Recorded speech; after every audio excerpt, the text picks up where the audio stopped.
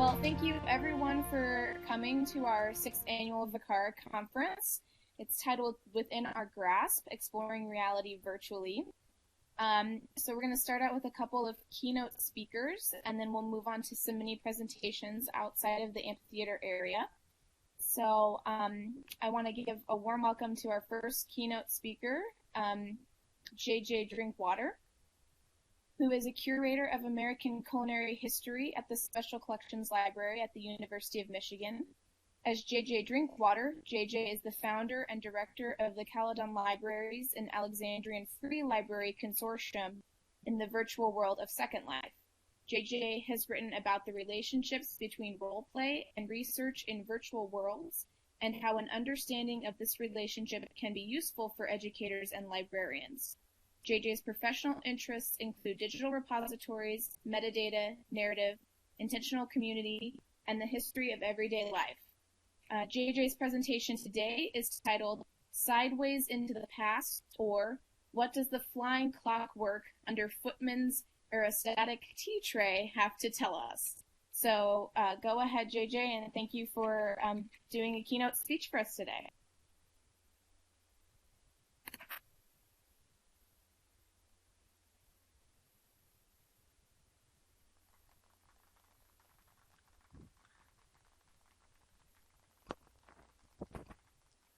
Well, good evening, and may I say what a pleasure it is to be speaking at this really wonderful event. I'm looking forward to all of it, and I'm lucky because I get to speak first, and then I don't have to think about it anymore.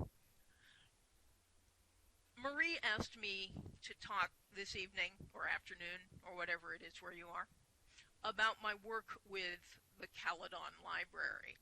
And I will, some, but then I want to go on to something else that I've been pondering.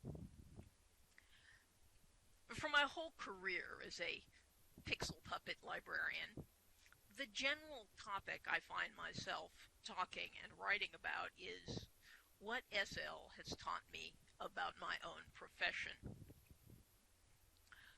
Building a library in a community that was both historical and ahistorical, that is to say Caledon, brought me face to face with some interesting issues, like how to create a sense of a past, a world that is, by modern standards, non-technological or very differently technological in its idea of technology and what it is and what it's for. And doing all this in a medium that's technological in a way that the people of the supposed time frame of Caledon could never even have imagined. I didn't exactly solve that problem, but it did get me thinking. My guiding ideal for making libraries in Second Life is that libraries are part of a conversation, and that conversation is culture with a capital C. When I discovered Caledon, I got very, very interested in the idea of themed communities as communities of interest. And that made me want to create Caledon, a library that would do two things. First of all, reflect its community culture back on itself. And second of all, be useful for research, giving the citizens ways to enrich the second lives they'd chosen to have. The mission statement and the collecting statement sort of wrote themselves. They came on me all in a flash, and I still can't account for it. The mission statement of the Caledon Library is, the Caledon Library serves the independent state of Caledon. We maintain a collection of materials for use by residents and other interested parties. We also host exhibits, book talks, lectures, and the occasional Donnybrook. Since I am an incorrigible, or maybe a hapless humanities person, I started with excitement about 19th century literature, the great flourishing of the English language novel, 19th century poetry, and so on. All along being aware that I would need to have some kind of resources on the multiplicity of aspects of life, art, fashion, government, etc. in the Victorian era. The initial collecting policy, which also came to me in a flash, is this. The collecting interests of the Caledon Library have two main foci: the 19th century and Caledon's defining literary genres, steampunk and alternate history. Within these areas, we collect, first of all, primary source material, 19th century novels, nonfiction works, periodicals, and etc., along with materials from earlier eras considered important in the 19th century, and of course, defining works in steampunk and its parent genres. Second, we collect research materials concerning the world of the 19th century and its imagination, and secondary materials useful for studying Caledon's important genres. I've talked and written about this elsewhere, so I won't belabor the point. One of the things about communities is that they change. As Caledon, over the first 3 years, made a shift in its theme, its vibe, and therefore I judged its interest towards more steampunk and less towards the culture of Victorian England, I had to adjust my collecting. I started shifting my efforts from, say, 19th century fiction to Industrial Revolution era technology. And in the course of that, I came across an interesting volume. It was Jacob Bigelow's The Elements of Technology from 1829, a work which, according to some historians, first used the word technology in its modern sense. The book came along right when an older idea of things that required technique, etymologically derived from an ancient Greek word that can be translated as craft or art or craftsmanship. This was giving place to technology as we now think of it, something with unbreakable ties to science. The library never did realize its plan for a full-fledged technology and engineering branch, but planning such a collection with Bigelow as its core, and that change as its core, got me thinking about technological imaginings.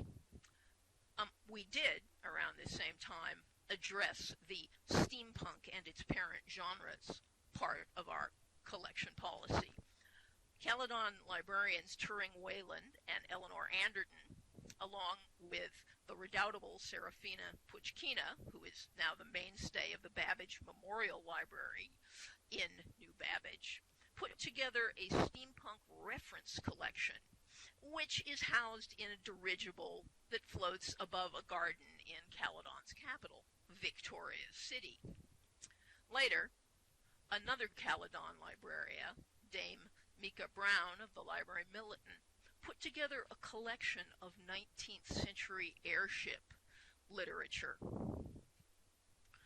When Caledon lost one of its citizens, who was a lover and builder of airships, we renamed the airship collection in her honor and housed it in a miniature Caledon tartan blimp.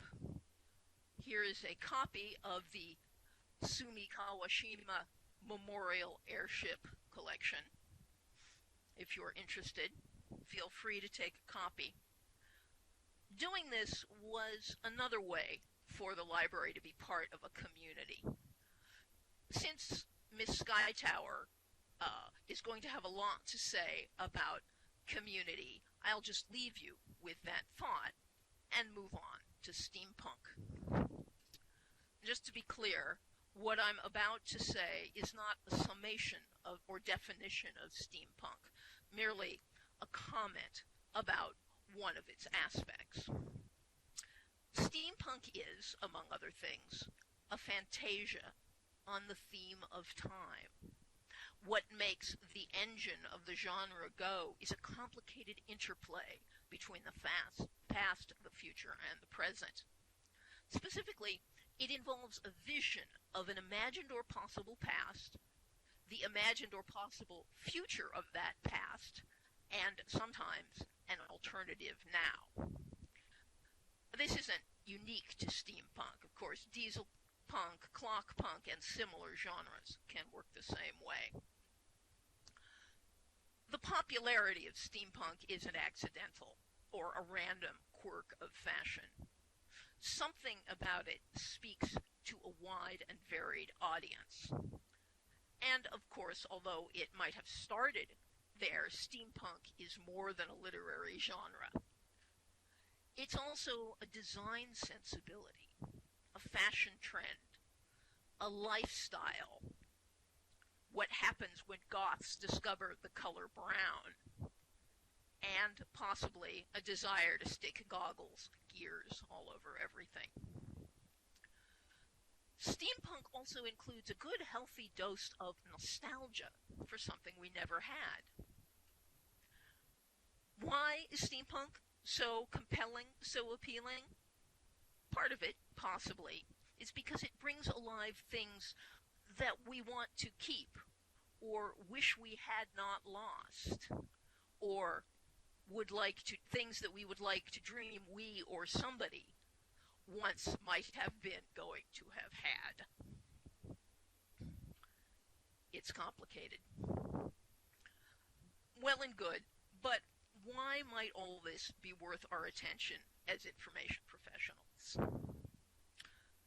Our culture uses the term fantasy in a trivializing way, but that's all wrong. Fantasy is important. Fantasy lives are important.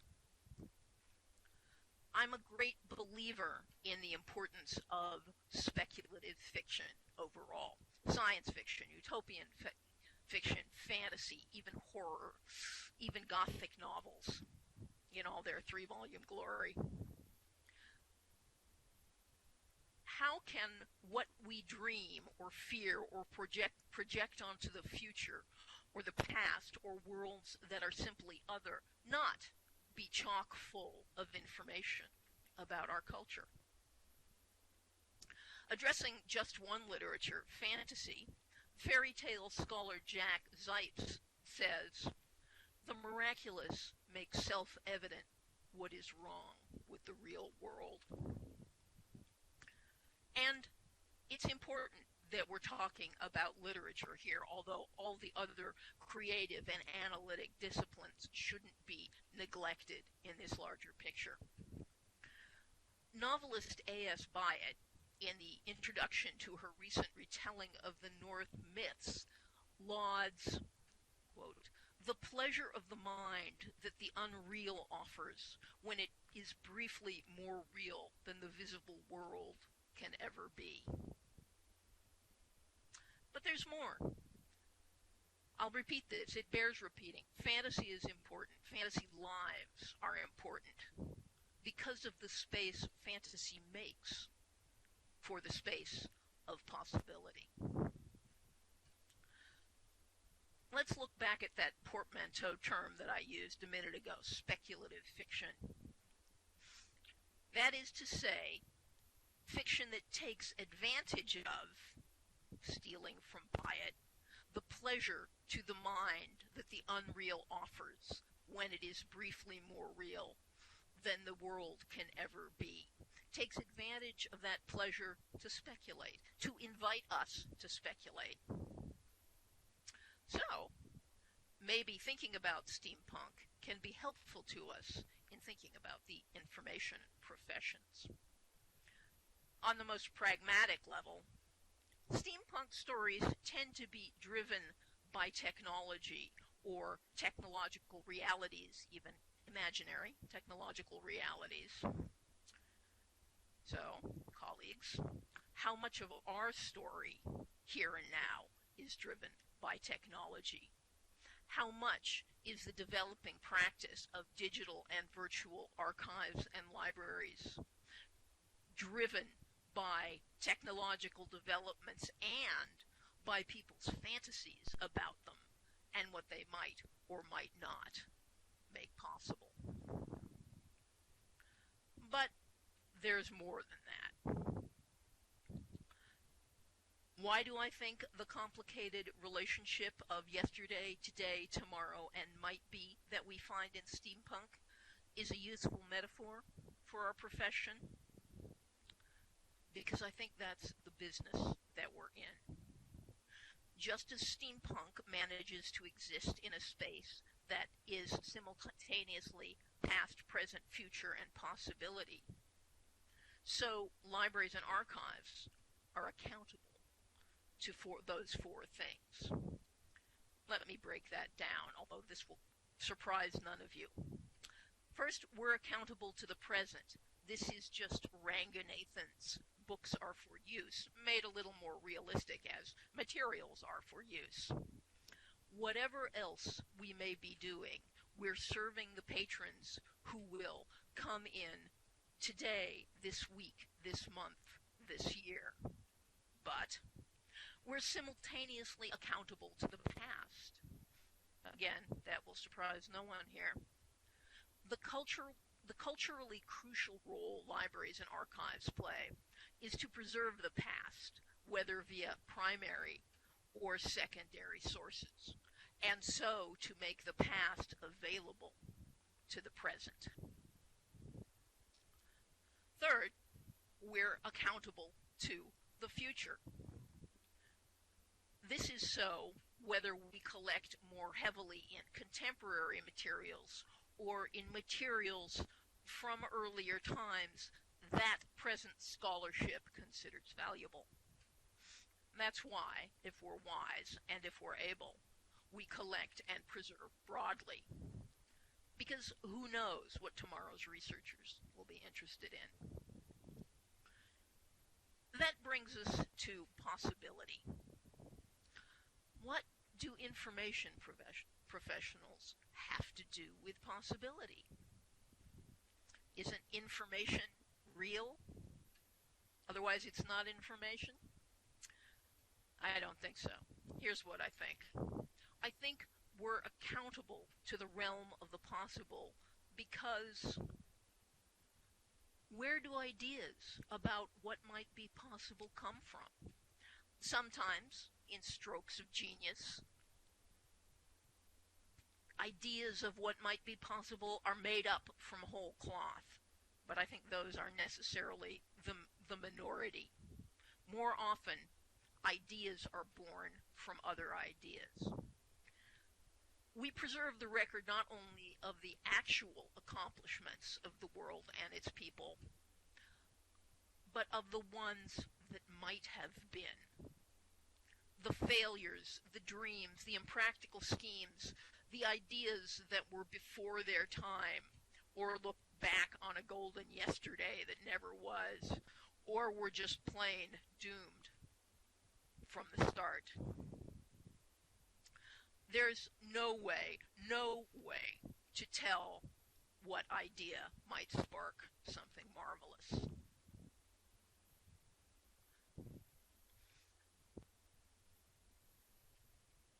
So, my insistence on this complicated relationship of history, futurity, the present, and possibility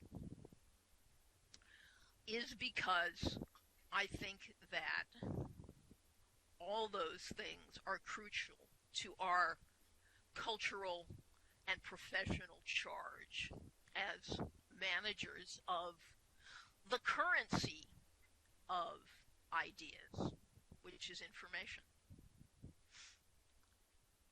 And I'm happy to take questions or entertain rebuttals if there are any.